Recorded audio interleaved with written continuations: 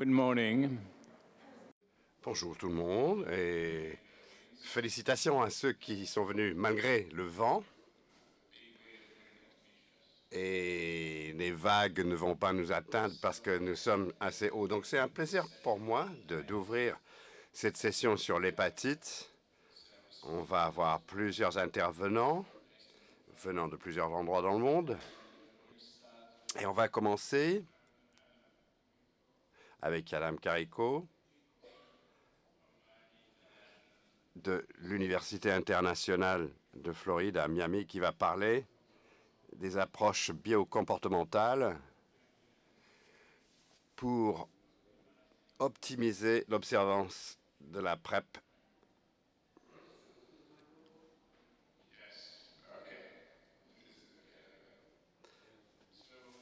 Voilà. Adam, c'est à vous. Merci. C'est bien de vous voir aujourd'hui. Je m'appelle Adam, mais c'est tout ce que je peux dire en français. Merci d'accepter de m'écouter. Je vais parler des approches biocomportementales pour optimiser l'observance de la PrEP chez les personnes qui consomment des drogues. C'est une coopération avec mon collègue Alexis Roth et elle travaille à l'Université d'Excel. Je vais présenter des données de son équipe aujourd'hui, aussi autant que de la mienne. Maintenant, une vision d'ensemble sur ce que nous allons voir. Je vais vous faire un survol sur ce qu'on sait sur les soins PrEP. Et on va parler un petit peu de cabotegravir, CAB-LA, et son efficacité dans 2 grands essais randomisés contrôlés. Je vais enfin parler de notre travail sur la gestion des contingences, où on utilise des incitations financières pour optimiser la PrEP, soit avec CAB-LA ou avec des PrEP au quotidien chez les usagers de substances. Alors, quand on regarde les gens qui injectent des substances, une des dernières revues par Biello et al. En 2021, le nombre de personnes qui l'utilisent est très faible. C'est entre 0 et 3% ont commencé à prendre des PrEP. Et c'est là, finalement, où nous nous concentrons le plus dans cette population à haute priorité. Et il y a moins d'engagement tout au long de ce continuum. Donc, même ceux qui commencent les PrEP ont du mal à rester engagés avec ces soins PrEP. Mais je dirais aussi qu'il y a beaucoup d'hétérogénéité chez les usagers de substances. Ça n'a pas été bien caractérisé. Par exemple, seule une de ces études citées dans l'article parlait d'hommes avec des hommes qui ont des relations sexuelles avec d'autres hommes. Et les femmes, il faut essayer de comprendre non pas seulement une grande population, mais il faut regarder les besoins spécifiques des groupes à l'intérieur de ce grand groupe. Ça, c'est de la Philadelphie. On sait que l'environnement est important. Là où on trouve les gens, c'est très important pour livrer ces programmes de prévention. Et les gens qui injectent les substances sont rencontrés aux États-Unis lors de programmes de service de seringues. Ce qu'Alexis et son équipe ont fait, c'est mettre en œuvre ces soins dans les points de service de seringues en Philadelphie. 95 femmes, ce sont des femmes qui injectent des substances, ont montré des taux élevés de démarrage de PrEP. Presque 3/4 ont commencé lorsqu'on l'a proposé. Et ça, c'est un grand indicateur d'acceptabilité. Mais après avoir commencé ces PrEP quotidiens, l'adhérence était difficile. À droite, c'est l'analyse.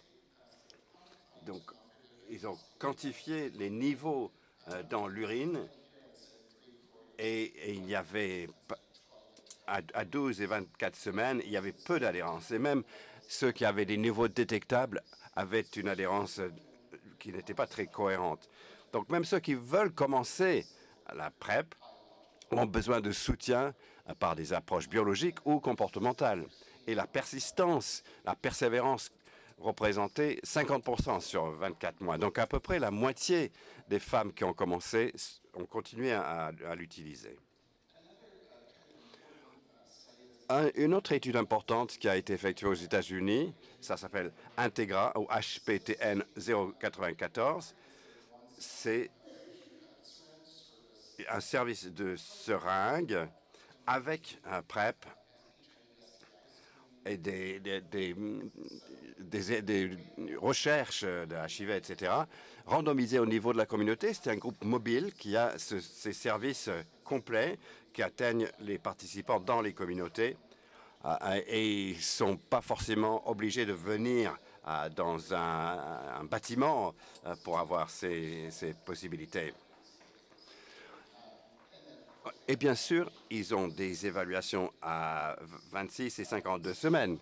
Donc, Chaptar, qui a présenté ces résultats, qui ont présenté à CROI l'an dernier, ils ont trouvé une diminution de 70% de mortalité, mais pas d'effet sur l'usage de PrEP ou la suppression des virus. Donc, ce modèle, en fait, réduit le nombre d'overdoses, de morts par overdose, mais pas forcément changer les choses sur l'usage de PrEP ou d'avoir une suppression virale. Là, c'est à 26 semaines, ils ont observé cet effet sur la mortalité. C'est étonnant quand on pense au taux qu'il faut observer pour voir un effet sur la mortalité. Et tout cela à l'intérieur de cette période de 6 mois. C'est assez choquant. Alors, pensons à ce continuum de soins PrEP chez les hommes appartenant à une minorité sexuelle. C'est une image assez difficile, une bonne acceptation au début, motivation pour commencer les PrEP. Donc ici, la revue qu'on a fait en 2022, il y a une représentation très différente des nombres d'études et surtout ceux regardant l'adhérence et la persistance avec la PrEP. Ce qu'on a essayé de faire, c'est de regarder l'association d'usage des substances. Chez ces hommes qui utilisent des substances, y a-t-il des preuves que ce soit associé à une moins bonne adhérence à la PrEP? La méthamphétamine est associée à une moindre adhérence quotidienne, mais en raison de beaucoup d'études effectuées en France et ailleurs, on voit que le 2-1-1, dosage basé sur les événements, peut donner de meilleures substances. Ils peuvent prévoir des événements sexuels avec des substances, etc. Mais il y a une adhésion peut-être meilleure à la PrEP. Ça, je crois que c'est une bonne chose. Et on voit que pas seulement les stimulants comme la méthamphétamine, mais également le cannabis et d'autres substances ont été associés à une persistance plus faible à la PrEP. Donc, il reste beaucoup de travail à faire, mais cela identifie cette population comme étant une population qui pourrait bénéficier d'approches globales de prévention avec le dosage de 1-1, l'optimisation de l'adhérence à la PrEP quotidienne, etc. On sait que parmi ces hommes qui ont des relations avec d'autres hommes, on a, comme avec les programmes de seringue, on voit des applications de rencontres sociales. Ça permet d'atteindre des personnes pour essayer de les enregistrer pour ces programmes de prévention. Et il y a un petit langage d'émoticons. Les hommes communiquent leur désir d'avoir différents types de sexe mélangés à l'usage des substances, des mots, l'homme gelé pour la glace, les nuages pour la fumée, etc. Les fleurs pour des gens qui vendent des services sexuels pour l'argent ou pour des substances. Donc c'est un environnement numérique assez robuste où l'usage des substances sont commercialisées et les gens s'engagent dans des activités sexuelles à côté de cela. On sait que ces populations sont à plus grand risque d'avoir des difficultés avec l'adhérence à la PrEP et à la persistance. Donc, quelle est la solution? Beaucoup de mon travail s'est concentré sur la gestion des contingences et notre travail sur l'usage des substances où on donne des transferts en cash conditionnels. Il y a beaucoup de noms pour ça, mais on donne un peu de renforcement en général du cash s'ils mettent en œuvre les comportements qu'on souhaite. Là, les personnes reçoivent le cash s'ils s'abstiennent de la substance concernée, au moins au cours des trois derniers jours. Donc, ceci a été adapté pour plusieurs comportements de santé, comme les taux de vaccination pour les enfants, arrêter de fumer ou la prévention de VIH. On sait que cette gestion des contingences, c'est une de nos interventions basée sur les preuves qui est la plus efficace. Cela donne des succès qui sont modérés, mais qui sont encore plus durables que les thérapies cognitives, pour des raisons qu'on ne connaît pas. Mais on a aussi des altérations qu'on voit chez les usagers. Ils ont tendance à survaloriser les récompenses immédiates. Les récompenses retardées ont moins de valeur, il y a de l'impulsivité et une préférence pour des récompenses immédiates. Si on peut donner ces récompenses immédiates pour les changements de comportement, ça change leur système de dopamine de récompense. Ils voient qu'il y a des bénéfices immédiats derrière ces changements à plus long terme. Et c'est pour cela que la prévention de VIH est si difficile, parce que c'est une conséquence à plus long terme qui est assez distante par rapport à leur satisfaction immédiate autour du sexe ou des substances ou des deux.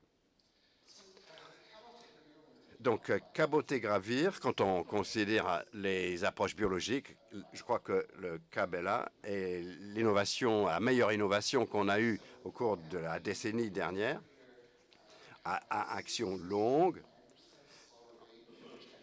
un taux d'acquisition retardé de 66 à 89% de VIH. Ça a été testé en Afrique, là, c'est là les 89%. Et 66 chez les femmes transgenres et homosexuels. Mais on sait que la PrEP orale est plus efficace, cela minimise les exigences en termes de dosage et ça augmente l'exposition cohérente à cette substance. Mais il y a des besoins spécifiques en termes de gestion. Vous avez des doses d'induction à la semaine 0, une deuxième dose à 4 semaines, et ensuite des doses régulières toutes les 8 semaines. Donc il faut que les gens viennent pour plusieurs injections différentes. Et on sait que si on est en retard pour une dose, c'est problématique, parce qu'il peut y avoir des résistances à la souche. C'est un régime utilisé derrière beaucoup de médications. Et si on a des résistances INSTI, c'est très problématique. Et ça, c'est parce qu'il y a la longue queue de Cabela. Ça se diminue de façon très longue. Donc, quelqu'un peut devenir infecté au VIH et devenir résistant à ce régime.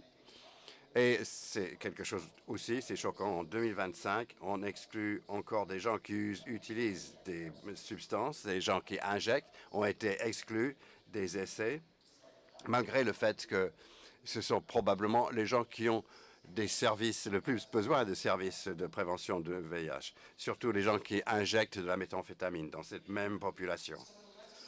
Donc, de ce que Alexis et son équipe ont fait, c'est un projet de démonstration, de dire on sait que les gens qui injectent des substances ont été exclus de ces essais randomisés et contrôlés. On va voir comment on peut travailler dans la communauté sur cette question. Donc, dans ce projet de démonstration, on propose aux femmes la possibilité de commencer des PrEP quotidiennes ou bien elles peuvent commencer avec Cabela. Et les femmes ont une préférence très forte pour le Cabela, pour l'injectable. Vous voyez ici, 9 personnes ont commencé avec des PrEP orales et 128 ont commencé avec le Cabela. Parmi ces 9, à peu près la moitié ont basculé vers le Cabela. Donc, quand on donne le choix aux femmes, quand on a cette possibilité de donner ces produits extrêmement chers mais très efficaces, les femmes les choisissent. Donc, il y avait une variété de facilitateurs qui ont été identifiés comme des services qui vont vers les gens, des encouragements financiers que notre équipe donne, et également le fait d'avoir une relation de soutien avec les fournisseurs de cette préparation qui ne fait pas de jugement, etc.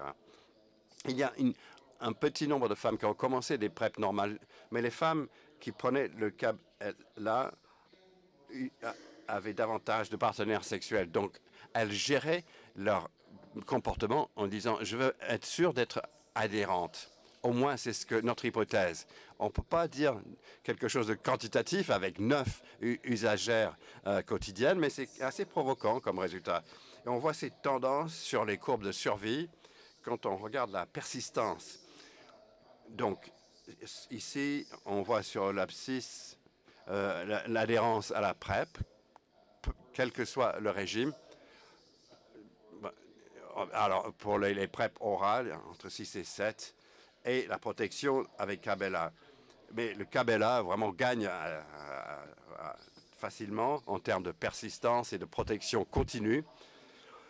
Mais il faut être prudent dans l'interprétation parce que les 9 personnes qui prenaient cette PrEP quotidienne ne nous donnent pas des résultats stables. Mais cela nous montre la faisabilité de Cabela. Quand on passe aux personnes qui recevaient le Cabela, il y a quelque chose d'intéressant qui apparaît.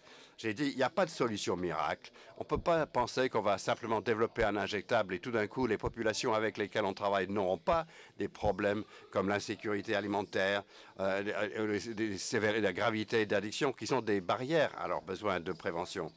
Mais ici, on avait un protocole de gestion de contingence où ils ont reçu des encouragements financiers. On a fait ça au cours des 3 premiers mois de leur participation à cet essai randomisé contrôlé. Et donc, ils ont reçu 40, 50 ou 60 dollars comme encouragement et un bonus s'ils étaient à moins de 7 jours de la fenêtre cible. Ce n'est pas seulement le fait de recevoir l'injection, mais de recevoir l'injection au bon moment. Ils ont reçu de l'argent. Ils avaient 90 dollars de plus s'ils étaient à l'intérieur de cette fenêtre de 7 jours pour chaque injection. Ici, c'est le nombre de femmes pour chaque dose. Et vous voyez qu'après la fin de la gestion de contingence, il y a une baisse assez marquée. Cela accélère un petit peu, mais on ne sait pas si la gestion de contingence elle-même était responsable. Et le fait que certaines personnes restaient sur la PrEP, parce qu'ici, ce n'est pas randomisé.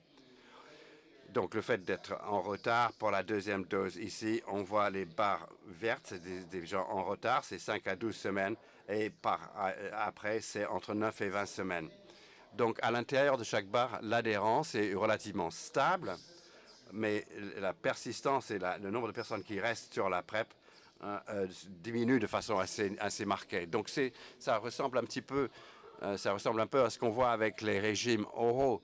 Le fait de rester adhérent et de prendre sa dose et rester avec nous et comment vous restez avec nous. Qu'est-ce qu'il faut faire pour que les gens restent sous soins PrEP?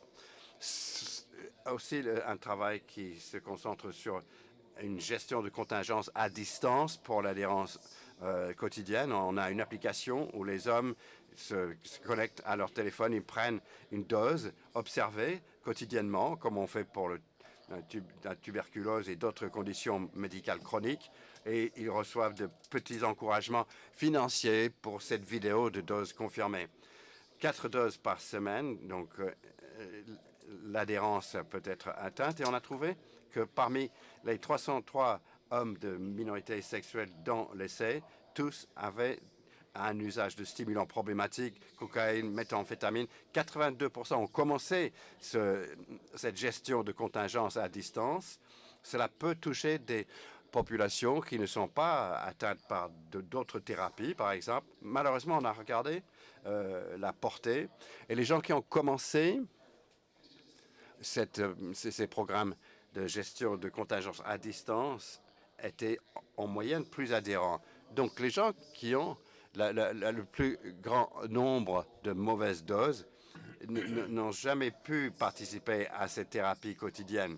Et ça nous dit beaucoup sur la façon qu'on peut atteindre les gens qui ont le plus grand besoin de prévention de VIH. Comment peut-on atteindre ces gens qui ont le plus de non-adhérence, mais qui ne répondent pas à nos encouragements financiers?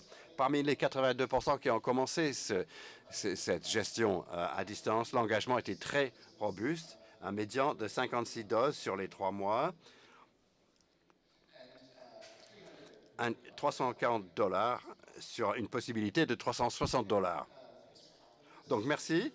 Et voici une image d'Alexis et moi c'est important d'aimer les gens avec lesquels je travaille. Et pour moi, c'est vraiment un plaisir de travailler avec elles. On continue avec 2 essais randomisés pour essayer d'augmenter les bénéfices. Il y a une approche basée sur les traumatismes pour les femmes et des interventions psychologiques positives pour des hommes qui utilisent des stimulants. Merci.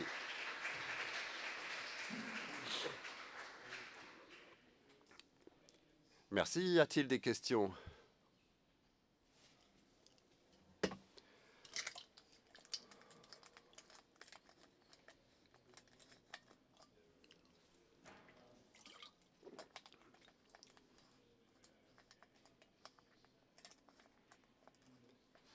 Pardon, si on ne parle pas dans le micro, j'entends rien.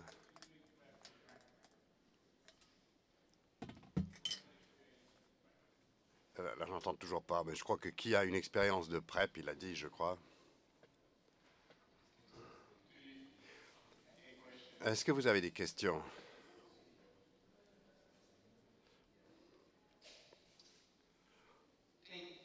Merci pour votre présentation. Est-ce que vous avez pu tracer l'adhérence à d'autres médications? Pour mon expérience du soin de patients comme ceux-ci, c'est que ils se soignent vraiment en PrEP, mais c'est tous les autres médicaments qui ne prennent pas. Est-ce que vous avez utilisé ça comme marqueur de remplacement? Non, je crois que dans les essais de pharmacothérapie, ils ont d'autres essais, avec Natraxone par exemple, mais c'est important, beaucoup de gens ont des conditions, des comorbidités comme des troubles polaires, où l'adhérence est difficile et c'est quelque chose dont il faut être conscient de façon plus large. Je crois que les hommes sont plus concentrés sur les risques de VIH plutôt que d'autres risques comme des maladies cardiovasculaires qui sont assez dominantes dans le contexte de overdose de stimulants. Donc c'est une nature un peu myopique de cette adhérence. C'est un problème qu'il faut aborder effectivement.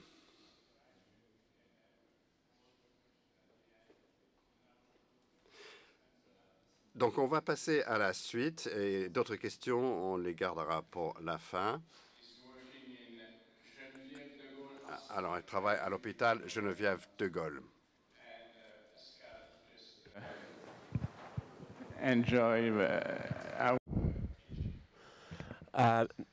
Beaucoup apprécié nos formations. Merci de m'avoir donné l'opportunité, comme tous les ans, de venir. Dans le service de médecine interne et d'addictologie à Saint-Dizier que je coordonne. Je travaille en tant comme addictologue au XAPA de la Haute-Marne et je suis président de l'association de malades SOS Hépatite Fédération Nationale. Voilà mes conflits d'intérêts. On s'est planté depuis 40 ans. Voilà, vous le savez, on a tout faux. Et bienvenue au congrès ATF. Parce que le H et le S, maintenant, on s'en fout. La lutte, c'est la fibrose. Les virus, ça n'a plus rien à faire là. Il faut qu'on bataille contre la fibrose. Donc je vais rebaptiser, je vais enlever toutes les affiches en sortant. Voilà, tout ça, ATF 2025. Car le combat est celui de la fibrose et je vais essayer de vous l'expliquer. On a réfléchi épidémie virale, le VIH, les UD ne sont plus une population réservoir grâce à la politique de RDR en France. Attention aux pays en voie de développement qui n'ont pas encore acquis les pratiques de réduction des risques et pour lesquels l'arrivée de la toxicomanie est un mode de propagation du VIH. Le VHB, c'est une épidémie qui est limitée, mais une vaccination insuffisante, je ne reviens pas là-dessus, et particulièrement dans les structures qui font l'addicto, ou auprès des médecins addictologues qui sont en ville ou les médecins généralistes. Le VHC en France, on n'a aucune étude, le gouvernement ne veut pas relancer d'études épidémiologiques pour savoir combien il nous reste d'hépatite C. Au doigt mouillé, 20 000, 100 000, etc. Je vous propose un chiffre simple, c'est 60 000. Ça nous permet de dire qu'il reste une personne sur 1000 en France qui vit avec le virus de l'hépatite C. 1 sur 1000, moi je trouve que c'est un bon chiffre, c'est sympa, c'est facile à retenir. Là, on aurait dû s'en méfier à l'époque de MST, Marisol Touraine. C'était marqué dedans, vous savez. Donc Madame Buzyn et MST nous ont dit, vous inquiétez pas, on fait un plan 2018-2025, et en 2025, il n'y a plus d'hépatite C en France, on aura éradiqué avec 5 ans d'avance. Aujourd'hui, on n'y est pas, et si on ne se bouge pas, on n'y sera toujours pas en 2030, qui seront les objectifs que s'est fixé l'OMS. Donc il faut réactiver ces plans d'accès aux soins. Je vous ai mis là une diapo qu'on a tous vue et qui nous montre à quel point l'arrivée des traitements universels a été un accès au traitement, là pour les prisonniers, mais aussi pour les usagers de drogue, pour les migrants, pour les patients psychiatriques. L'arrivée des nouveaux traitements nous a permis d'avoir un accès aux soins plus précoces en réduisant le temps d'attente, une réduction du temps d'accès au traitement. On est passé de 64 jours pour accéder au traitement quand on avait son bilan à 37, c'est-à-dire qu'en France, dans ces moments-là, en moins d'un mois, on avait le traitement. Ça, c'est une petite diapo pour vous rappeler qu'on dépiste tous azimuts et les hépatologues sont relativement vent debout. C'est le nombre de tests remboursés en France, 2 678 000 tests par an faits pour dépister l'hépatite C. Ça, c'est les données labo. On n'a pas du tout intégré les TROD. Donc ça, c'est que les données des laboratoires. Et vous voyez qu'on est monté jusqu'à 3 600 000 tests et que le nombre d'hépatite C qu'on trouve s'effondre. On est à 5 900 patients traités et l'industrie pharmaceutique nous dit qu'aujourd'hui on est probablement en dessous de 4 000 patients traités par an. On fait de plus en plus de tests, mais on ne dépiste pas les patients. Donc on a vraiment l'impression qu'on ne fait pas les tests aux bons endroits. Donc il faut réfléchir notre stratégie de dépistage. Là, la mortalité aux complications extra-hépatiques. On a traité plein de patients, on est d'accord. Donc on dit, bah voilà, ils sont traités, ils sont guéris, ciao, on n'en parle plus. Sauf que, regardez ce qui se passe. Quand on regarde les patients qui n'ont pas eu de traitement, qui ont eu un traitement avec une réponse virologique et des traitements sans réponse virologique, vous regardez ce qu'ils deviennent, mais vous apercevez que les gens qui n'ont pas de traitement, il y en a un paquet qui meurent. Ceux qui ont rechuté, ils meurent aussi. Il faut vraiment guérir les patients, mais même au bout de 5 ans, il y a une surmortalité. Donc guérir de l'hépatite C, ok, mais ça ne veut pas dire tout est réglé, quoi. On n'est pas dans le monde des bisounours, c'est des patients qu'il va falloir surveiller. Et là, on a abandonné la bataille. C'est-à-dire, on nous a demandé de traiter les patients, guérison, réponse virologique soutenue, ciao, ils sont dans la nature. Autre étude que je vous présente là, et c'est une étude allemande, et c'est hyper intéressant parce qu'en Allemagne, ils fonctionnent avec des registres.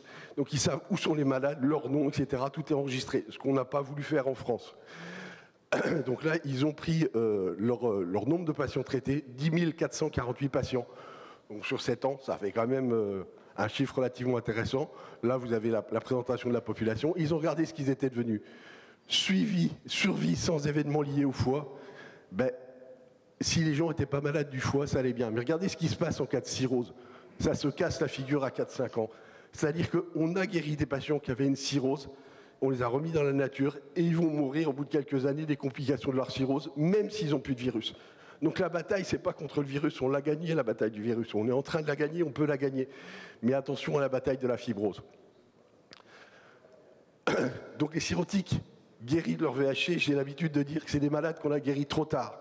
C'est-à-dire, on a guéri le virus, mais on n'a pas guéri l'état hépatique. Donc c'est des gens qu'il va falloir suivre. Ils rentrent dans une autre maladie avec des risques de complications, d'hypertension portale, de cancer du foie, etc. Et c'est hyper important de les suivre régulièrement avec les pathos ou que l'addictologue apprenne à faire bêtement l'échographie tous les 6 mois, le dosage d'alpha-fetoprotéines et causer avec son malade.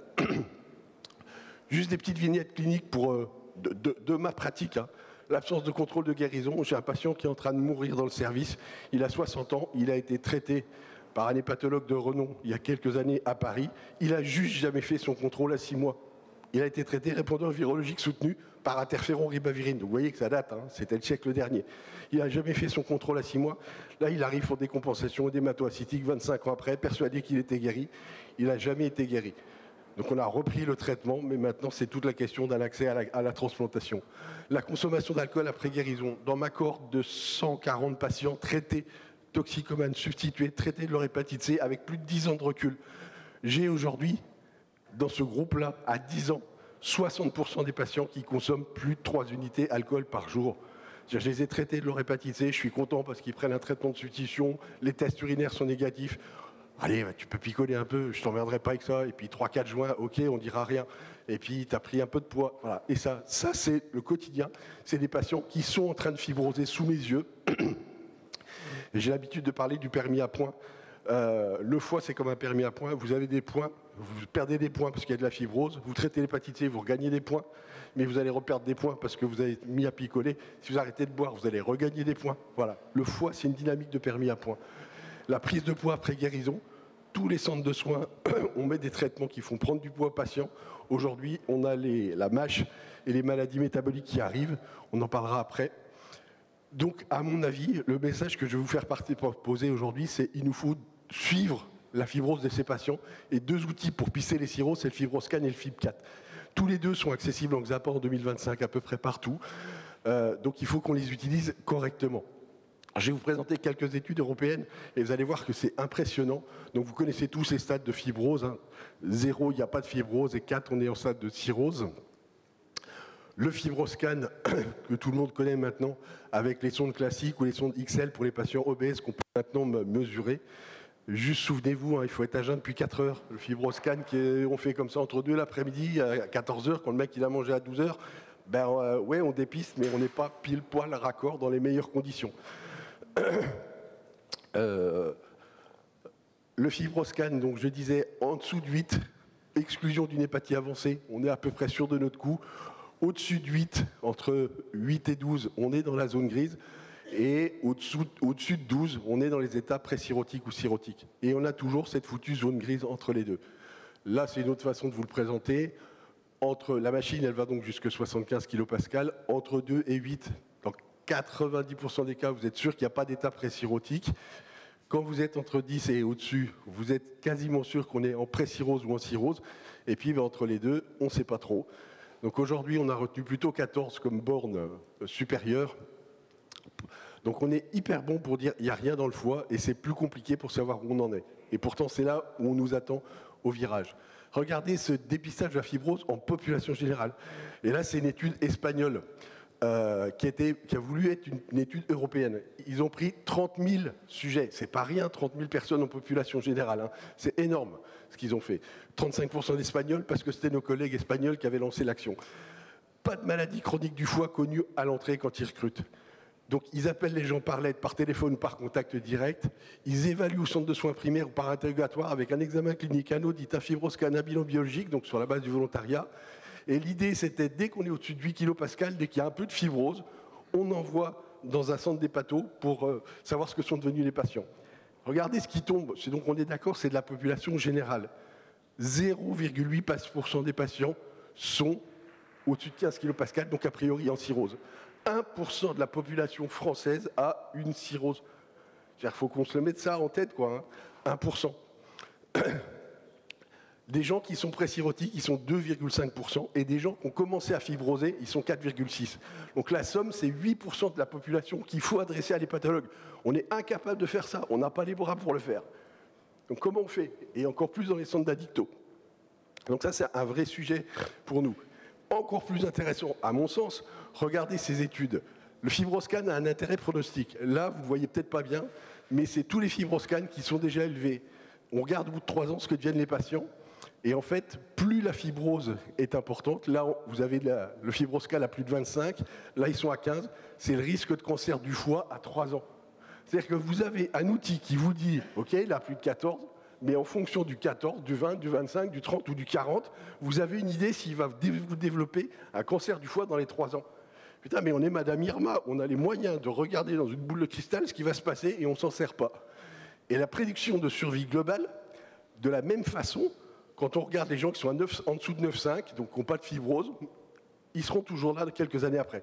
Dès que vous êtes sur des gens qui vont être à plus de 50 kPa, on est sur 60% de mortalité à 5 ans. C'est énorme. Alors, on n'a pas tous les jours des FibroScan à 50, on est d'accord, mais c'est des urgences, quoi. Le mec, vous l'avez en face de vous, il a un FibroScan à 50, vous savez qu'il est condamné dans les 3 ans. Qu'est-ce que je fais avec ça? L'autre outil, le FibCat, un outil de première ligne. Donc on prend l'âge, les transaminases, la racine carrée des alates, bref, les plaquettes. Vous avez un outil qui est très simple, qui est rétroactif. Je peux retrouver ma prise de sang d'il y a 10 ans et de recalculer mon FibCat d'il y a 10 ans et de voir ce qu'il est devenu maintenant, si j'ai évolué ou pas. Et ce qui est toujours intéressant, FibCat inférieur à 1,3, on n'a pas de cirrhose, valeur prédictive négative de 95%, beaucoup plus compliqué quand on veut être au-dessus. Étude américaine. Un registre de soins primaires, 20 000 patients inclus entre 2007 et 2018 avec un FibCat. 837, donc 4,1, ont eu un événement hépatique au cours du suivi sur 10 ans. Eh bien, ce qui est vachement intéressant, c'est que vous regardez le FibCat et où sont les patients. Regardez ce qui se passe là. Le FibCat, il y a des gens qui n'avaient pas au préalable de maladie chronique. C'est-à-dire qu'on n'est pas à l'abri d'avoir des maladies chroniques, même si on a un FIB4 qui est bas. Mais quand on a un FIB4 élevé, on avait des patients où on allait pouvoir leur dire qu'il allait se passer quelque chose.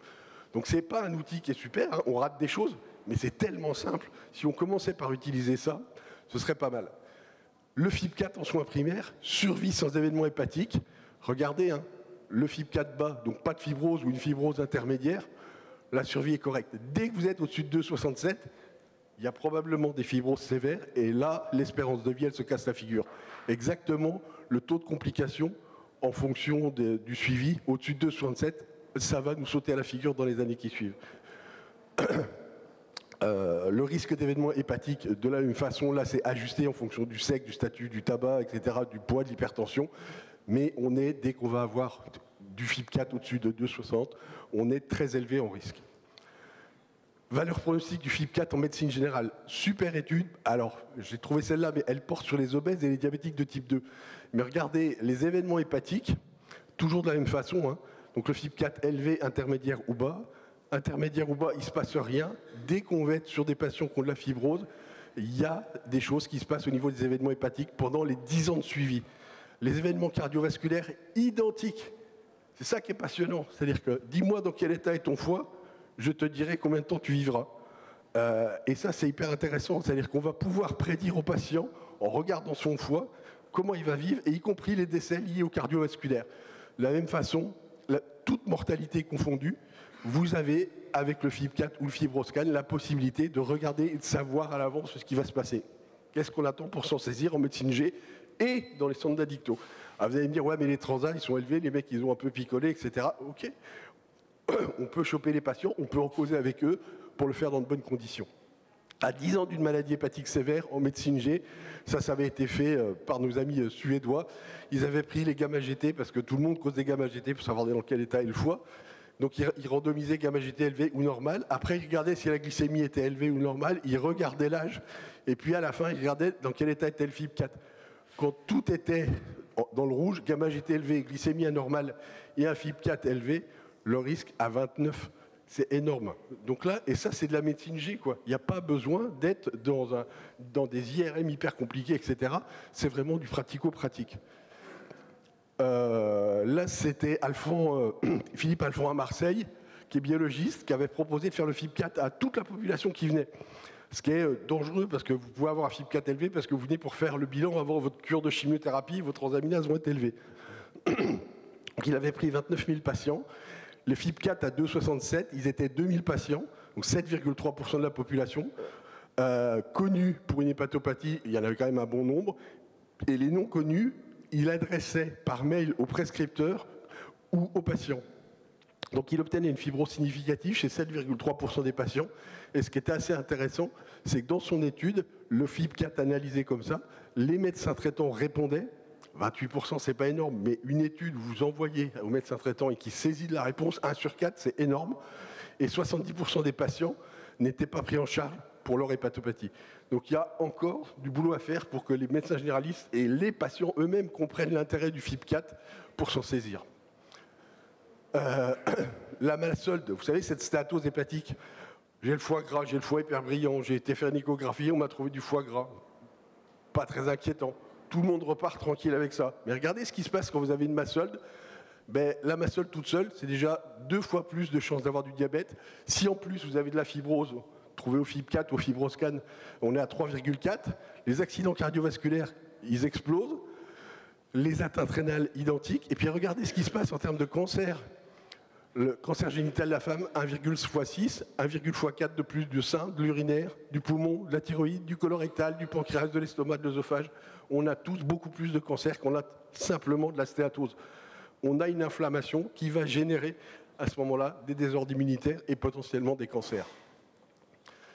Et puis il y a la métalde. La métalde, c'est ce nouveau truc qui a été trouvé. Alors je dis en déconnant, c'est pas la musique préférée de Laurent Carilla, je vous rassure. La métalde, c'est Metabolic Alcoholic Liver Disease. C'est ces mélanges qui ont été inventés par les Français. Pourquoi? Parce que la massolde, les Américains, ils ont des patients obèses qui mangent n'importe comment et qui sont avec du coca. Et puis nous, on a des gens qui picolent un peu. Alors on se disait, dans quel état on les met? Ils ne peuvent pas être considérés simplement comme de la stéatose, mais ce n'est pas des maladies alcooliques du foie. Ils ne sont pas à 10 verres par jour, mais c'est des gens qui sont à 2 verres par jour. Aux États-Unis, ça n'existe pas beaucoup. Mais nous, on a un groupe important de patients qui sont dans des métaldes. Donc on a fait réévaluer la classification pour trouver un espace pour ces patients-là. Et ces patients-là, bien sûr, ils sont dans l'exAPA, clairement, avec des consommations modérées d'alcool. Là, j'ai juste pris cette étude, une cohorte japonaise et une étude coréenne. Vous avez vu que dans la métal, ça leur permet de ranger 5% de leur population. Nous, c'est beaucoup plus que 5%. Mais entre l'ALD, donc les alcooliques liver disease, les maladies alcooliques du foie et la stéatose simple, il y a cet espace intermédiaire qui va complètement bouleverser les choses et qui va nous poser des questions, parce que par quel bout je le prends? C'est 2 verres par jour. Sans d'addicto, on ne s'excite pas pour 2 verres par jour, mais on commence par leur faire arrêter leurs 2 verres par jour pour les ramener dans une MASL, une atteinte simple. Où est-ce qu'on va d'abord s'occuper de la stéatose, mais on ne peut pas les mettre dans des protocoles parce qu'ils consomment de l'alcool. Donc attention à ce qu'on veut faire avec ces patients. Et puis si vous n'êtes pas encore convaincu, cette étude, qui est une vieille étude, 2019, que j'avais adorée, qui avait été faite par les Anglais, ils avaient pris le risque d'avoir une maladie du foie chez quelqu'un qui est de poids normal et qui n'a pas de consommation d'alcool. On va dire qu'il y a un risque de maladie du foie à 1. Il est juste en surpoids à 26. Il est obèse, 2 fois plus de chances d'avoir une maladie du foie quand on est obèse que quand on est en poids normal. Si vous regardez les gens qui consomment de l'alcool, tout le monde sait que c'est dangereux de consommer de l'alcool pour le foie. Mais simplement une consommation à risque d'alcool, donc plus de 2 verres, on va tout de suite être à 2,8. Si vous êtes en surpoids avec une consommation d'alcool modérée, 3,6. Et si vous avez la totale obésité, consommation à risque d'alcool, notre Français franchouillard avec le nez rouge, etc., qui boit son litre de vin par jour et qui est en surpoids et qui n'a pas d'activité physique, le risque de faire un problème hépatique, c'est 5,8 fois plus. Voilà, ça devrait nous causer et ça devrait nous inciter à regarder ces patients autrement. J'ai presque fini. Et là, je vous ai sorti un truc que moi, je trouve hyper intéressant pour nos usagers, parce que c'était quand même le sujet. Si on regarde le dépistage du cancer du foie, après guérison de l'hépatite C, notamment chez les usagers de drogue. 385 cirrhoses guéries sous traitement, suivi échographique, donc échographie tous les 6 mois. C'est quand même pas dur, une échographie tous les 6 mois, on fait une ordonnance. Eh bien, on n'y arrive que dans 41% des cas. Et quels sont le sous-groupe de patients chez qui on n'y arrive pas? Les usagers de drogue et les patients psychiatriques. C'est eux qui vont payer l'addition et qui vont avoir des diagnostics trop tardifs de cancer parce qu'ils n'auront pas eu leurs échographies à temps. Et c'est eux qui n'auront pas accès facilement à la transplantation hépatique de sauvetage parce qu'ils sont usagers de drogue ou parce qu'ils sont psychiatriques, ils n'arriveront pas à passer. Donc le suivi moyen, là, c'était de 28 mois et le taux de mortalité pendant l'enquête, il était de 40%. C'est effroyable. Alors, ma dernière diapo, c'est trouver une aiguille dans une botte de foin avec le dépistage de l'hépatite C. On nous promet, depuis 2023, l'arrivée de l'intelligence artificielle qui va pouvoir aller regarder dans vos dossiers de sécurité sociale si vous avez eu de la buprenorphine qui a été prescrite. Il faut probablement aller chercher. En dépistage universel, c'est du 1 sur 20. Avec le modèle de l'intelligence artificielle, on pourrait être avec du 1 sur 5. Ce modèle permettrait de réduire de 75% le recours au dépistage en étant plus optimal. Mais moi, je suis persuadé que nous, dans les centres d'addicto, c'est notre job d'aller redépister les patients pour leur hépatite C. Ma conclusion, c'est qu'on ne devrait pas attendre que l'IA nous dise quoi faire demain. Il faut qu'on réfléchisse aujourd'hui. On ne doit plus dépister l'hépatite C, ou pas seulement. J'espère vous avoir convaincu qu'on doit dépister la fibrose, et après, on cherche d'où ça vient. Est-ce que c'est de l'alcool? Est-ce que c'est un mélange d'alcool, hépatite, surpoids, etc. Peu importe. La bataille qu'on doit mener aujourd'hui, c'est la bataille contre la fibrose. Les patients ne doivent pas aller à la cirrhose. Quand ils mettent le pied derrière la ligne rouge de la cirrhose, ils ont une espérance de vie qui se casse la figure, quoi. Donc on doit tout faire pour maintenir nos patients avant la cirrhose. Peut-être que si on n'arrive pas à réduire l'alcool, il faut leur faire réduire le poids. Peut-être que si on arrive à guérir l'hépatite C et qu'ils se mettent à boire après, il faut qu'on ait une stratégie où on doit faire gaffe aux médicaments psychotropes qu'on va utiliser pour pas qu'ils prennent de poids. Donc dépistons la fibrose. Et ça nous permettra de trouver les hépatites C sévères qui ne peuvent pas attendre. Il y a des patients qui ne peuvent pas attendre, qui ont des cirrhoses et qu'on n'a pas encore dépisté. On arrête le dépistage tout venant de l'hépatite C, mais qu'on aille chercher les cirrhotiques et qu'on se repose après la question d'où ils viennent. Merci beaucoup.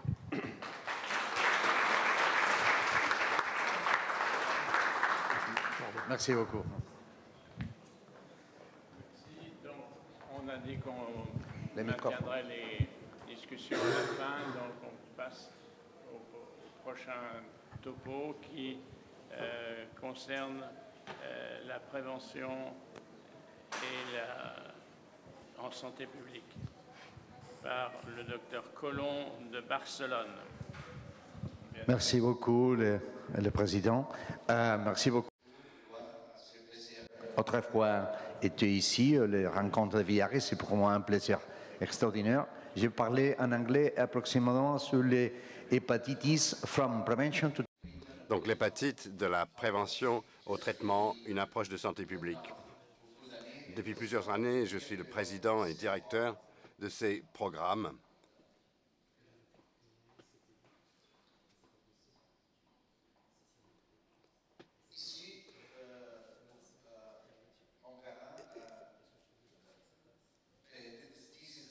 Voilà la situation actuelle dans le monde. L'hépatite virale et la tuberculose étaient les deux causes de mortalité prédominantes après le Covid. Hépatite B chronique, à peu près 250 millions de personnes. Hépatite C, à peu près 50 millions de personnes. L'hépatite B et C sont responsables de 1,3 million des morts par an. Ici, les projections pour 2040. Vous voyez les morts d'hépatite chronique, la mortalité combinée associée à l'infection de VIH. Ça se rapproche du paludisme. C'est la projection pour 2040.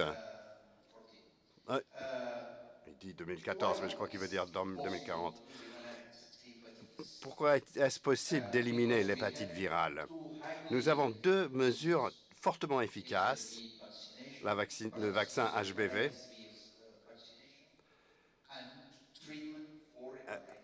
et le traitement pour l'hépatite C. L'efficacité, c'est des doses orales quotidiennes, quasiment pas d'effets secondaires, et maintenant c'est beaucoup moins cher. S'il n'y a pas de traitement, ça veut dire cirrhose et hépatocarcinome. Ça, c'est, si vous savez, c'est la stratégie de l'OMS sur l'hépatite virale. Le défi, c'est d'éliminer l'hépatite virale en tant que problème de santé publique d'ici 2030. En Catalogne, on a un plan spécial organisé pour l'hépatite C et pour réduire l'incidence, la morbidité et la mortalité qui sont associées, et également pour éliminer l'infection comme problème de santé publique grave d'ici 2030. Voici donc ce qui est très important pour nous, le dépistage pour des personnes âgées, pour toutes les personnes basées sur ces secteurs, la recherche des résultats, l'identification des populations vulnérables. Et pour tout le monde, et dans tous les domaines, il faut dépister et traiter dans le même endroit. Et il faut orienter vers les soins, il faut simplifier les procédures. Et nous avons créé actuellement un programme qui inclut le VIH, l'UST, des maladies sexuellement transmissibles et l'hépatite virale, pour avoir une planification et coordination des actions qui sont effectuées, réalisées en Catalogne pour réduire l'incidence de ces infections. Voilà la situation actuelle pour la population générale. On a à peu près une prévalence de VIH positif de 1,02% et virémie à peu près 0,5%. Mais si on associe la population et qu'on dépiste cette population dans les soins de santé principaux, la prévalence va être plus élevée. Prévalence des anticorps 2,66 et la virémie 1,59%. Mais voici une autre population très importante, les gens qui injectent des substances. La prévalence est plus élevée 74 et 54. Des gens qui vont aller dans nos centres, c'est moins que les autres, mais la prévalence est plus élevée également, 23%, et la virémie, 8%. Les personnes co-infectées par le VIH et le VHC, des gens qui sont en prison, les migrants venant de pays avec des prévalences très élevées, et des personnes qui ont des relations sexuelles, les hommes avec d'autres hommes, et les sans-abri. Ce sont pour nous les populations principales qui sont très étudiées. Quel est le principal défi posé par l'hépatite virale du point de vue de la santé publique? 4 choses. Les personnes infectées non diagnostiquées sans traitement. Deuxièmement, les personnes qui injectent des substances. Troisièmement, les migrants nés dans des pays avec une prévalence moyenne ou élevée. Et enfin, une prévalence élevée chez les gens qui sont en prison. Et pour l'hépatite B également, les gens nés dans des pays avec des prévalences élevées sans vaccination systématique. Concernant le premier défi, les personnes infectées non diagnostiquées, des cas cachés avec des diagnostics ou des marqueurs biologiques sans traitement. Dans ce cas, pour toutes les personnes, la promotion de dépistage pour des conditions à risque, on a un guide qui a été approuvé pour les 10 situations principales où il faut procéder à des dépistages pour ces conditions. Nous mettons en œuvre cela partout en Catalogne, des textes réflexes. Ça change beaucoup par rapport à ce qu'on faisait il y a quelques années. Et on a quelqu'un qui est un médecin référent dans tous les centres de médecine générale et une formation pour des généralistes et des infirmières. Il y a 2 situations très particulières qui sont intéressantes à expliquer. Première situation, c'est rechercher des cas cachés d'hépatite C, utilisant les bases de données de santé pour l'identification des cas. D'abord, il faut recouper les patients diagnostiqués avec les patients traités. On peut croiser les bases de données avec les gens avec les diagnostics pendant des années et chercher à matcher ça avec des personnes qui sont traitées et matcher ça avec des gens qui sont traités avant qu'ils prennent les traitements antiviraux avec interférons et ribavirin. Voici les résultats. On voit à peu près 57 000 personnes qui sont diagnostiquées et on a aussi découvert à peu près 2000 personnes qui sont traitées sans diagnostic, qui sont dans les bases de données. Il y a vraiment, sur ces personnes qui sont diagnostiquées, on a 34 000 personnes qui sont diagnostiquées mais non traitées. Cela veut dire qu'à peu près, pour distribuer ça dans tous les centres de soins principaux, ça veut dire 90 personnes pour chaque centre. Donc, on a essayé de faire un programme pilote à Barcelone seulement. La ville de Barcelone a 52 centres de soins premiers. On a distribué ces gens qui sont diagnostiqués mais non traités. C'est à peu près 6 000 personnes.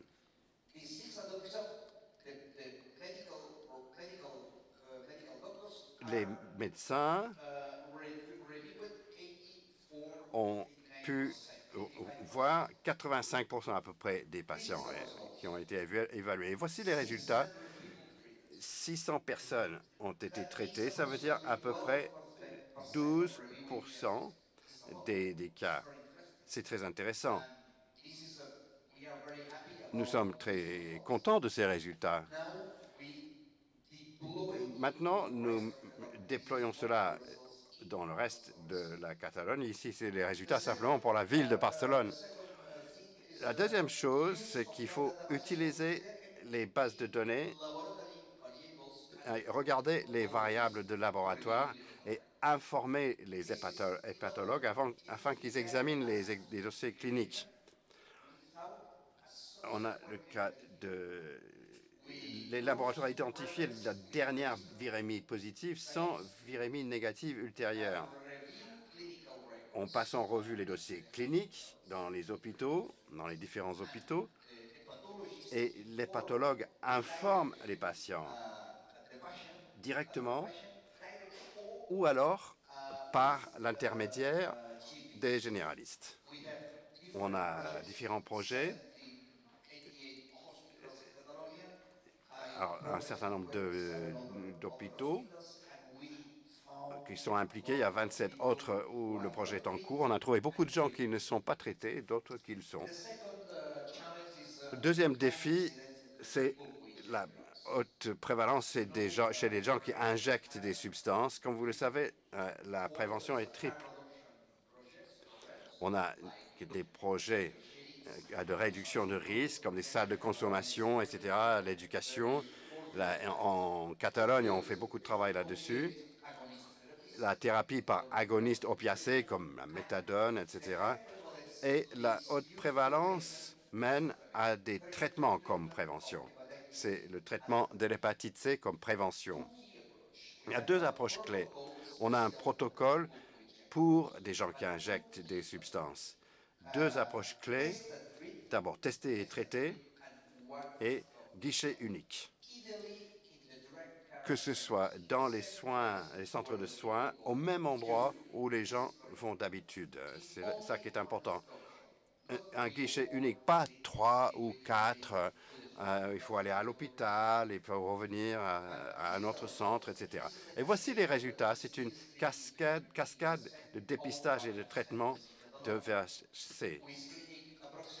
On a dépisté à peu près 7500 personnes qui ont été sélectionnées. 23% sont en contact avec l'hépatite C, 8% sont infectés avec l'hépatite C, et parmi ces 75% sont traités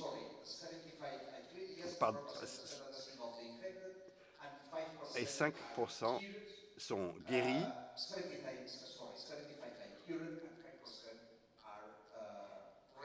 et 3% sont réinfectés. C'est un résultat très intéressant, très important dans cette élimination, ce traitement des gens qui injectent des substances. Le troisième défi, ce sont les migrants qui sont nés dans des pays à prévalence moyenne ou élevée. Vous pouvez voir ici que nous avons un dépistage. On essaie de traiter dans les lieux et dans les endroits, les consulats, des lieux religieux, des centres de communauté, peu importe. L'important, c'est d'y aller. Allez les voir. Et on teste, on fait du dépistage pour l'hépatite B et C pour essayer d'utiliser ces traitements et les déployer là. Des populations différentes, des situations différentes, des Roumains, des Pakistanais, enfin des gens qui viennent de beaucoup d'endroits avec des prévalences élevées. Ici, vous voyez les différentes interventions, pratiquement 1000 interventions cette année, plus de 8000 personnes qui sont dépistées et on a trouvé plus d'hépatite B que d'hépatite C. Et ça, c'est les gens qui sont dépistés dans les soins primaires. Seulement 22, 31, 18 et 14% sont dépistés dans ces populations différentes. Ça veut dire qu'on a besoin d'y aller avec ces différentes populations sur place parce que les soins primaires ne dépistent pas plus de 18%. Et enfin, les gens qui sont en prison, depuis 2016, il y a un dépistage systématique à l'admission et traitement dans le même centre, dans la prison, et des liens vers des spécialistes communautaires lorsqu'ils quittent le centre, des infirmières de liaison. Vous pouvez voir ici à droite la diminution de l'infection et on peut considérer que la virémie est de 0,09, on peut considérer que nous avons éliminé l'infection d'hépatite C dans les prisons en Catalogne. On traite à peu près 28 500 personnes en Catalogne pendant cette période, entre 2015 et 2023. Et l'âge moyen est de 54 ans.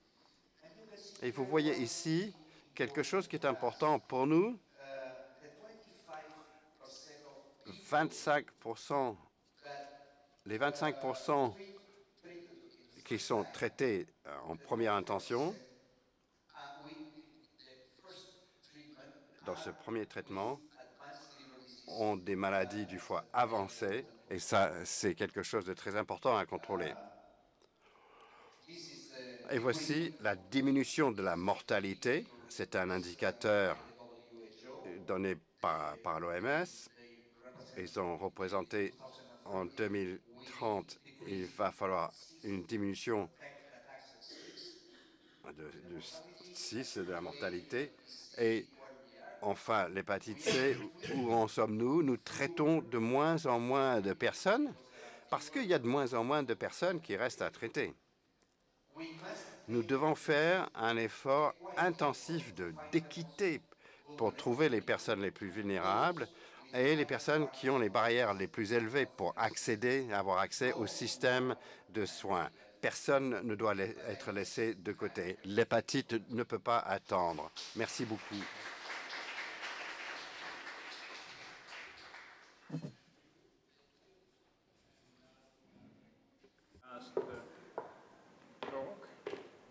Which is by Jason Farrell for Amsterdam, and it's atteindre les chémosexeurs stigmatisés en dehors des grandes villes. Okay. Thank you. Merci beaucoup. Bonjour à tout le monde. Merci d'être là. C'est super d'être ici parmi vous encore une fois. Je m'appelle Jason Farrell. Je suis le directeur et fondateur de Choices Support Center à Amsterdam. Aujourd'hui, je vais vous parler d'un projet que nous avons pour atteindre, je n'aime pas le mot stigmatisé, mais des utilisateurs de chemsex en dehors des grandes villes aux Pays-Bas. Beaucoup sont stigmatisés, malheureusement.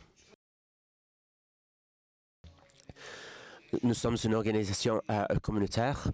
Nous fournissons des services de prévention, des services psychologiques pour des utilisateurs de drogue et des personnes à comportement haut risque. Nous travaillons avec des demandeurs d'asile à travers le pays. Nos services se focalisent sur la communauté LGBT+. Et nous utilisons nous essayons de les aider à minimiser l'utilisation de substances et les comportements à risque. La plupart des gens qu'on voit, surtout les demandeurs d'asile, sont sévèrement affectés par le stress, le trauma, l'insécurité, pour les aider à traiter leurs problèmes et améliorer leur bien-être. Nos services sont très bien intégrés. On peut adhérer sur notre site web. Nous avons aussi une ligne dédiée pour les demandeurs d'asile qui vivent à travers le pays. Et nous allons parler aussi, nous allons parler de la ligne pour les chemsexeurs. On parle beaucoup de la santé mentale pour voir s'ils ont besoin d'être pour décider de soins qu'il faut. Nous avons est-ce qu'ils sont prêts à recevoir le traitement et les services de prévention pour les migrants. Nous avons un service de conseil, nous avons un bâtiment et des groupes de soutien. Nous avons de soutien pour les personnes transgenres. Nous avons une ligne du coaching et aussi nos interventions pour préparer au traitement. Nous avons des traitements pour les utilisateurs de drogue. Les mêmes interventions peuvent être utilisées avant de commencer les traitements pour améliorer le résultat du traitement. En faisant cela, nous avons aidé à identifier les bénéfices et les barrières au changement et en connectant les gens avec d'autres personnes qui veulent faire les mêmes changements de vie. Donc c'est une véritable intervention de réseautage. Aujourd'hui, nous sommes là pour parler de l'utilisation de drogue et les comportements à risque avec le chemsex. Chemsex, c'est l'utilisation de drogues spécifiques avant, pendant le sexe pour rendre les choses plus intéressantes. Mais certaines des drogues utilisées, le GHB, cocaïne, crystal meth, de nombreuses études ont documenté le chemsex comme un facteur à risque pour les maladies sexuelles. Beaucoup ne perçoivent l'utilisation de drogue comme problématique, mais 1 personne sur 5 demande de l'aide. C'est selon des études réalisées aux Pays-Bas. Lors de notre ouverture, il y a 8 ans, nous faisions un groupe de soutien pendant 1 semaine et du conseil en groupe pour des personnes qui ne pouvaient plus gérer leur utilisation de drogue. Et nos services de traitement sont devenus très populaires pendant le Covid. Comme vous le rappelez, il y avait la distanciation sociale de 1,5 mètre qui a causé une réduction de 50% à l'accès aux soins et ça a doublé les listes d'attente. Donc, les personnes avaient besoin, quand ils avaient besoin de l'aide, pendant cette période, ils sont venus nous voir. Nous sommes venus à un centre de référence chez la communauté homosexuelle. Notre ligne directe pour les demandeurs d'asile à travers le pays, certains qui utilisaient le chemsex sont venus nous voir pour demander est-ce qu'ils pouvaient utiliser notre ligne directe. Nous avons dit oui. Mais ceux qui répondent au téléphone, nous avons 10 psychologues et chaque jour, il y a un psychologue qui parle une langue différente, de lundi à vendredi. Donc, comme ça permet aux demandeurs de parler leur propre langue. Mais notre équipe est spécialisée dans le traumatisme et les affaires des demandeurs d'asile, pas forcément dans le chemsex. Pour ce faire, il faut faire une étude d'utilisation, il faut demander aux utilisateurs est-ce que ça serait faisable? Est-ce que ça serait quelque chose qu'ils utiliseraient? Nous l'avons fait, nous avons mené une enquête qui ciblait les grandes villes, en dehors des grandes villes et aux Pays-Bas. Pourquoi les grandes villes? Et pourquoi en dehors des grandes villes? Parce que notre département de santé a documenté le fait que 44% des hommes testés positifs pour des maladies sexuelles utilisaient le chemsex. Et on a documenté la prévalence de chemsex en dehors des villes. Dans notre enquête, on a documenté l'écart dans les soins en dehors des villes. 75% a dit qu'il y a une différence entre les zones urbaines et les zones non urbaines. Et ce qui était surprenant, on voyait aussi ce changement, ce chiffre dans les cliniques de maladies sexuelles. Dans les grandes villes, comparé aux zones moins urbanisées. Donc, si on vivait dans une zone non urbaine, ce serait très peu probable que nous ayons accès à un soin de qualité pour des problèmes de chemsex. Lorsque nous avons demandé c'est quoi les problèmes, 92% ne participent pas au service de chemsex parce que c'est des services qui étaient non existants. 50% qui le faisaient n'étaient pas contents. Ils n'étaient pas contents parce que beaucoup ne pouvaient pas parler des professionnels de santé sur le problème et même dans leurs réseaux sociaux, beaucoup pensaient qu'ils étaient jugés et qu'ils ne recevaient pas un soutien correct pour minimiser l'utilisation de drogue. Quand nous avons activé 60% des répondants ont dit que ça serait une super idée, mais il faudrait un service le soir et un groupe de soutien au niveau national. Nous avons donc lancé une ligne directe en dehors des heures de travail pour nous assurer que les personnes dans les zones urbaines et non urbaines aient accès aux mêmes soins. Le soutien demandé, c'était un soutien anonyme, pas des psychologues ou un ancien utilisateur de chemsex. Il parlait aux gens sur le chemsex, comment on discutait certaines tendances autour de leur utilisation, soutien pour l'abstention et tout simplement leur parler. Simplement leur permettre de se connecter à quelqu'un. Parce que dans les zones rurales, beaucoup n'étaient pas capables d'en parler dans leur propre réseau. Pour nous, ici, on travaille, c'est la communauté qui travaille pour la communauté.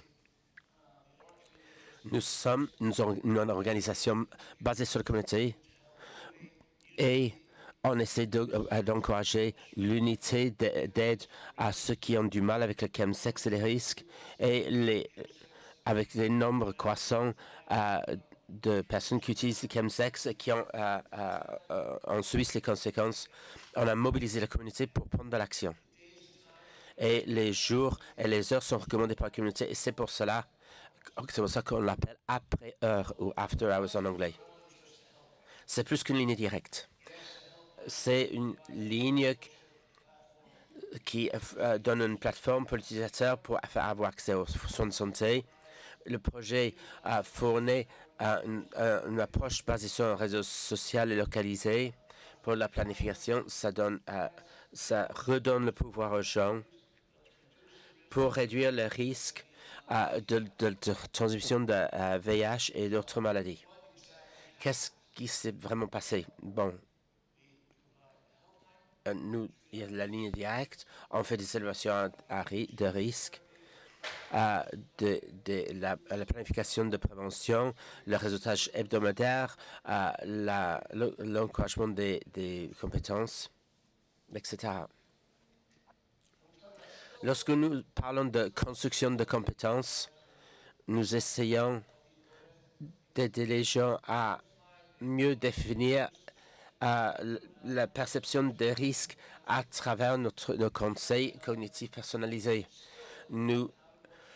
Comment utiliser, avoir des cibles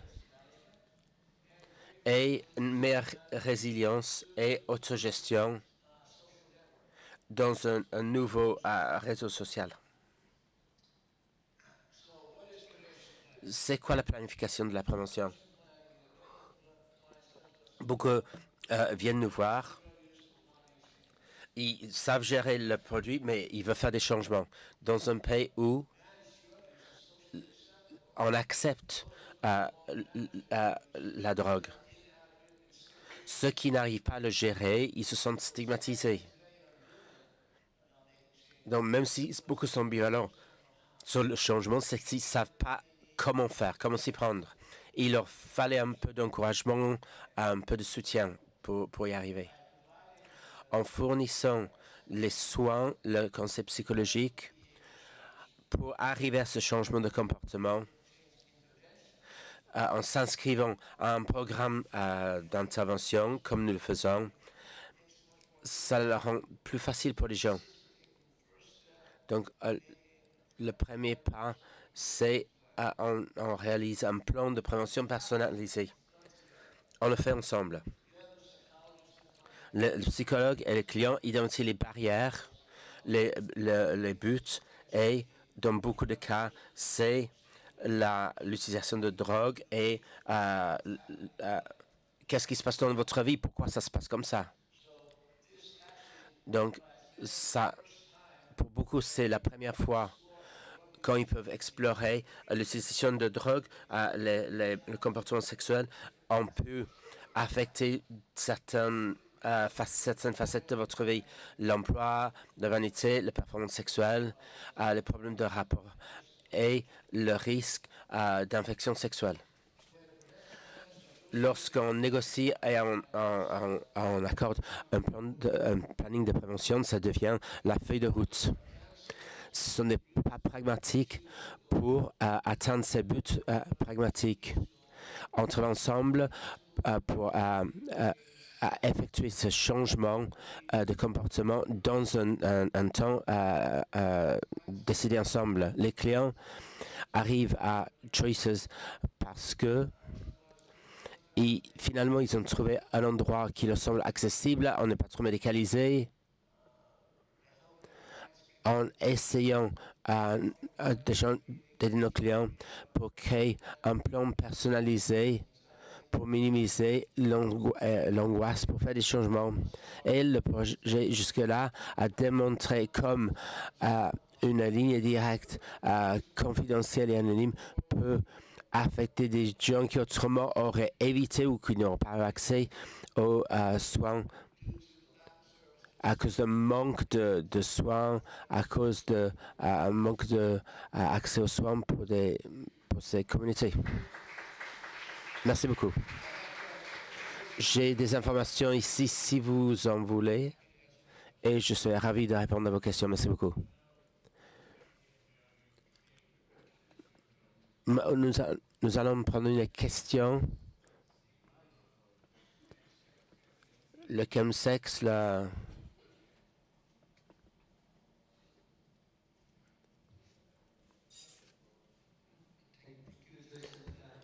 Merci beaucoup, Jason. C'était un service formidable. Je me demandais, pour connecter à la présentation d'Adam, est-ce que vous avez pensé à utiliser le CRM dans votre travail et comment ça se traduirait dans la vie pratique? Merci.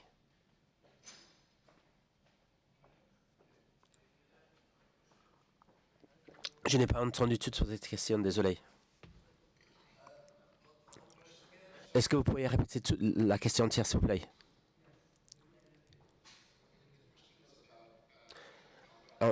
Il demandait, est-ce que vous avez pensé à utiliser la gestion de plan de contingence et comment vous faites le lien dans la vie réelle avec la gestion de contingence, avec les conséquences financières sur l'abstinence? L'abstinence n'est pas notre but principal. Nous travaillons avec le changement comportemental.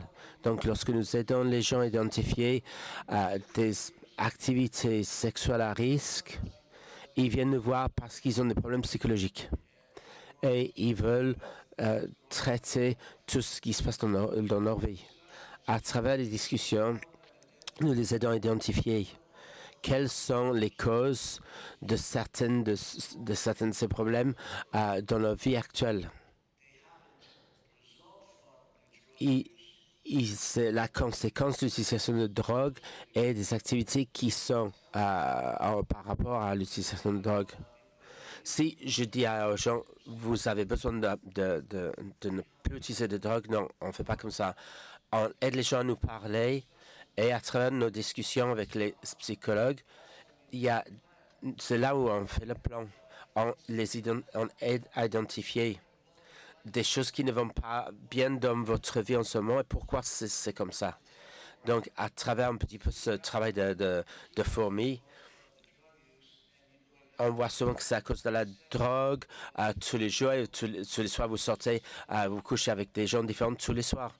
Et on dit que c'est quelque chose peut-être qui peut devenir un but sur lequel il faut travailler. C'est un processus d'éliminer des choses qui se passent. On identifie les problèmes.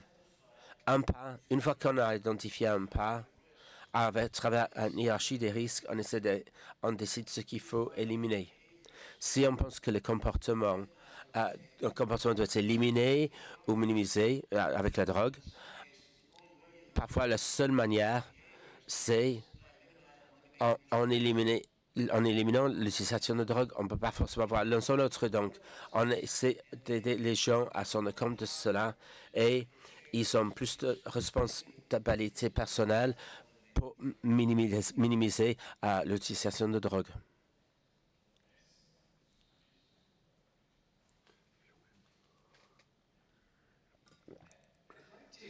J'aimerais que vous élaboriez un petit peu plus en détail sur les besoins différentiels entre la population demandeurs d'asile et les autres populations que vous desservez. Nous travaillons particulièrement avec les demandeurs d'asile LBGT. Il y a beaucoup d'organisations. Nous ne sommes pas une organisation de réfugiés. Nous travaillons avec des personnes homosexuelles parce que ce sont les plus vulnérables. Donc, vous imaginez, vous partez de votre pays parce que là-bas, vous êtes persécuté, tout simplement parce que vous êtes homosexuel. Vous venez dans un pays, aux Pays-Bas, comme les Pays-Bas, pour demander l'asile. On vous met dans un centre d'asile avec des gens de votre pays qui veulent vous tuer et qui ne pensent pas que vous devez continuer à vivre. Ce sont vos camarades de chambre. Le traumatisme que vous avez déjà est exacerbé tous les jours. Donc nous aidons à garder nos patients, nous les empêchons de se suicider, d'utiliser de la drogue, de tomber malade, d'avoir des infections. Littéralement, nous entrons dans les zones de migrants à travers le pays. Les camps où on ne va pas, nous avons une ligne directe qui peut appeler. Nous travaillons avec l'organisation et le gouvernement qui travaille pour organiser ces centres. Ils nous donnent accès, nous travaillons avec le personnel dans certaines de ces localisations. On le fait depuis 4 ans et chaque centre du pays sait qui on est. Nous avons des résidents et les résidents de tous les centres savent qui on est. On reçoit des appels tous les jours de partout aux Pays-Bas qui demandent de l'aide. Et nous entrons dans 4 campements dans 4 municipalités différentes. Les municipalités qui nous financent, là on peut y aller en personne. Les autres ne peuvent pas. Mais les demandeurs d'asile, il y a deux genres de situations. Il y a les demandeurs d'asile qui attendent leur entretien d'immigration et après on les appelle des détenteurs de statut.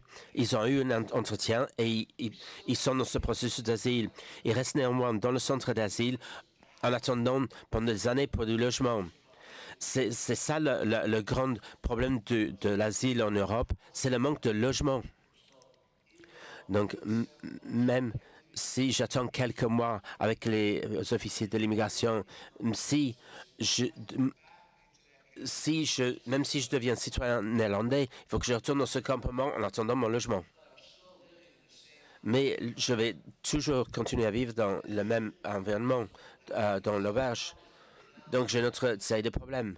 Il faut maintenant j'ai le numéro BSN, c'est comme le numéro de sécurité sociale aux États-Unis. Et je peux commencer à trouver du travail, je commence à apprendre l'hollandais. Mais je vis encore dans un environnement d'auberge. Ce que nous essayons de faire, c'est d'aider les gens à gérer mieux cette situation que nous ne pouvons pas changer. Donc, il faut accepter et se débrouiller. Il faut leur donner les compétences pour se débrouiller. Et les connecter aux services sociaux, nous aidons beaucoup à s'intégrer dans la société hollandaise, dans la communauté homosexuelle. Par exemple, sur des apps comme Grindr, les gens sont invités en pensant qu'ils sont entrés. Je fais partie de la communauté Donc, je ne vais pas aller à toutes ces fêtes, mais c'est un tout petit pourcentage de la communauté gay. Comme c'est que là, ils connaissent la drogue, d'autres choses, et c'est devenu problématique. Nous essayons de les présenter des personnes dans la vraie communauté à titre d'initiative d'intégration sociale. Et comme ça, nous avons un accord avec 3 clubs et bars à Amsterdam qui permettent à nos clients d'entrer gratuitement. Après 8 séances avec un psychologue, on parle après avec le psychologue toutes les semaines sur la prise de pas avec ces nouveaux comportements. Aller dans un sauna gay à Amsterdam, c'est quelque chose d'incroyable qui vient de Syrie et d'Ouganda. C'est pas possible seulement. Pour beaucoup de gens, il s'agit de gérer ces nouvelles libertés et d'éviter ces situations qui deviennent chaotiques. I'm sorry, the speaker doesn't have a mic. Il n'a pas de micro. Malheureusement, la situation entre les demandeurs d'asile homosexuels est présente dans d'autres pays où on met les gens dans un même bâtiment. Et malheureusement, il n'y a pas beaucoup de services disponibles pour cette communauté dans le campement. On appelle ça le premier secours psychologique.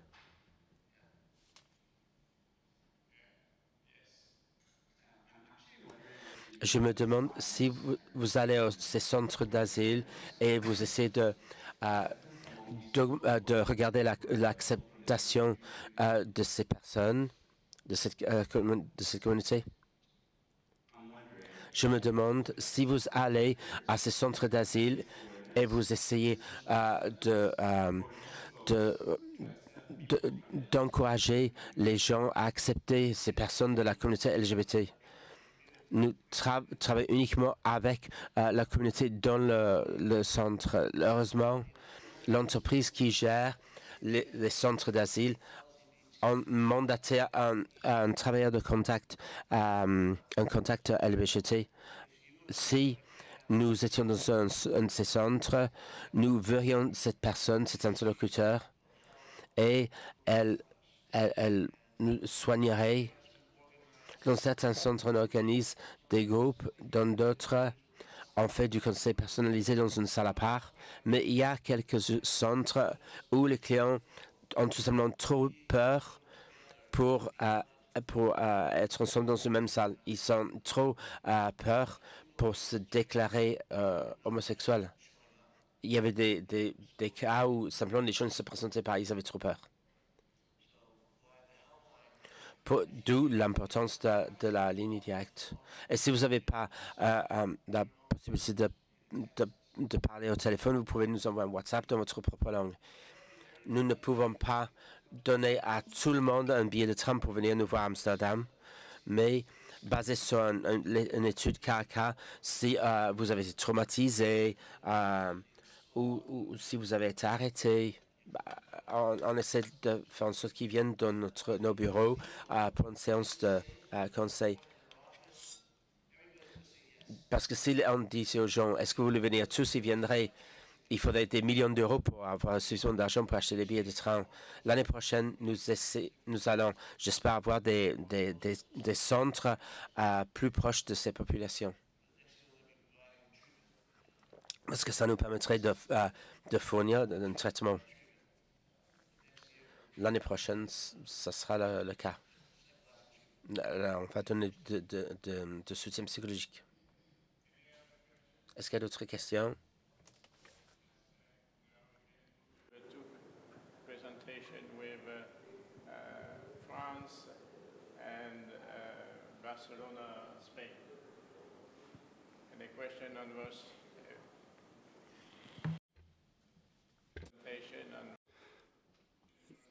des questions sur les systèmes de traitement d'hépatite C.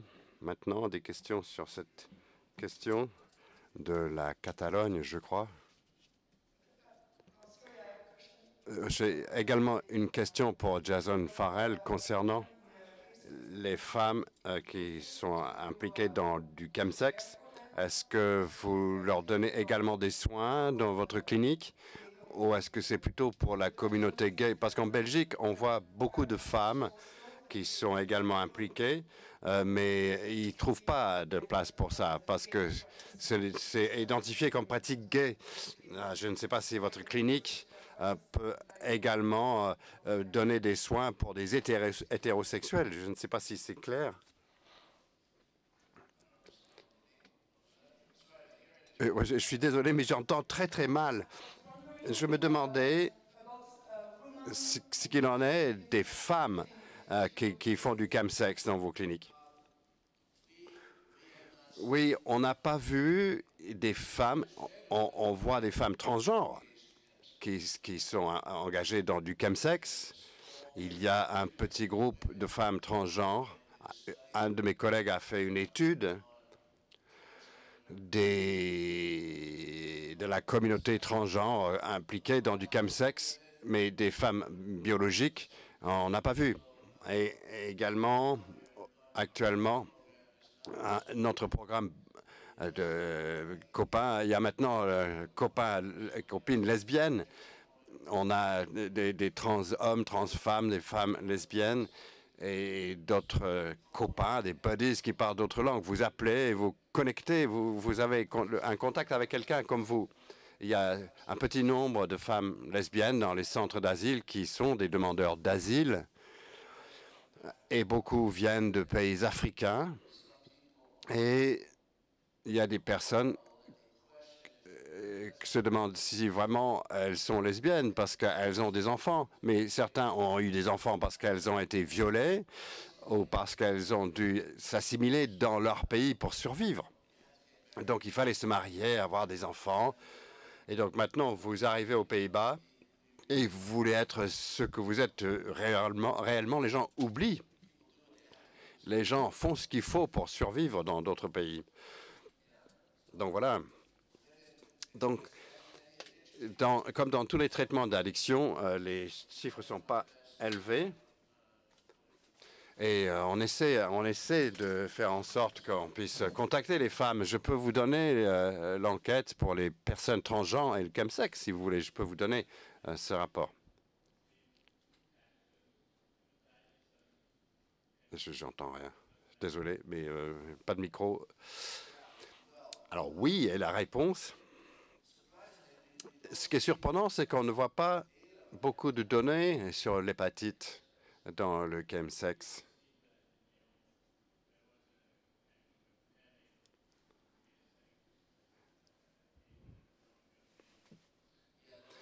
Oui, il y avait de l'hépatite, une étude publiée il y a quelques années, mais je n'ai pas vu de nouvelles données sur cette question. On donne, on envoie des gens pour des dépistages et pour les personnes qui sont ambivalentes ou ne veulent pas aller au centre de soins parce qu'ils ont peut-être des craintes. Aux Pays-Bas, vous pouvez aller au département de santé et obtenir un test VIH gratuit, mais il faut correspondre aux critères de risque. Il faut être identifié comme un homme homosexuel avec de multiples partenaires. C'est quoi de partenaires multiples? Combien? Et usage de substances. Et il y avait autrefois, et ça a été un peu minimisé, il y avait un questionnaire assez sévère qui demandait des informations très détaillées. Beaucoup de gars ne veulent pas s'occuper de ça. Ils n'y vont pas. Beaucoup de demandeurs d'asile avaient peur qu'un résultat positif pourrait saboter leur demande d'asile. Donc pour les gens qui ne veulent pas aller voir le département de santé, nous, on leur propose un autotest qu'on fournit gratuitement pour HIV et hépatite C, des tests oraux gratuits. Si vous êtes positif, vous appelez notre collègue au département de santé, vous allez directement demander une confirmation et un traitement. Mais les gens sont ambivalents, surtout les gars qu'on voit en dehors, dans les zones rurales.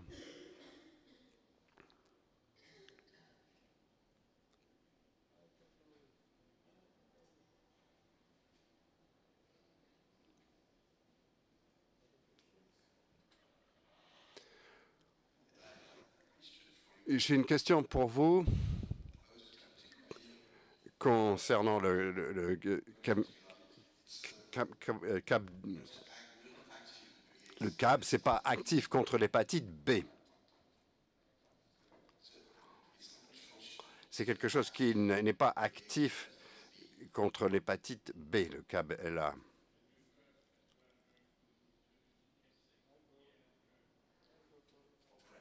Pour la PrEP.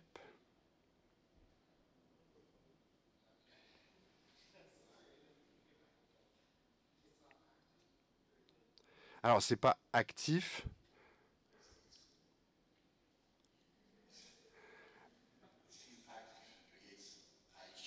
C'est actif contre le VIH, mais pas contre l'hépatite B. Donc, à l'avenir, probablement, on pourrait avoir une nouvelle infection. Je suis désolé, mais sans micro, je ne peux pas traduire. Enfin bon, pas grave. Est-ce possible de traduire cette approche de gestion de contingence à d'autres traitements médicaux comme l'hépatite? Ça, c'est la question.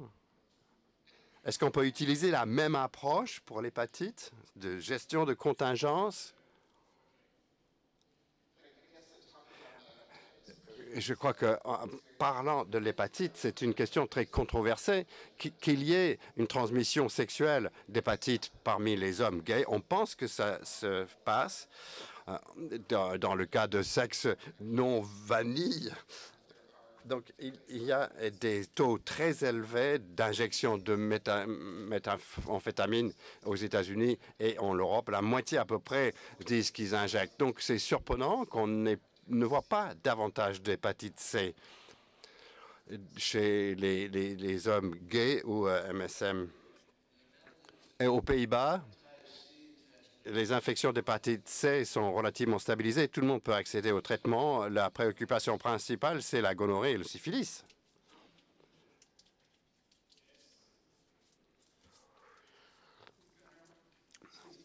Puisque la gonorrhée et le syphilis ont été évoqués, je vais dire quelque chose. Est-ce que vous avez travaillé avec le doxyprop?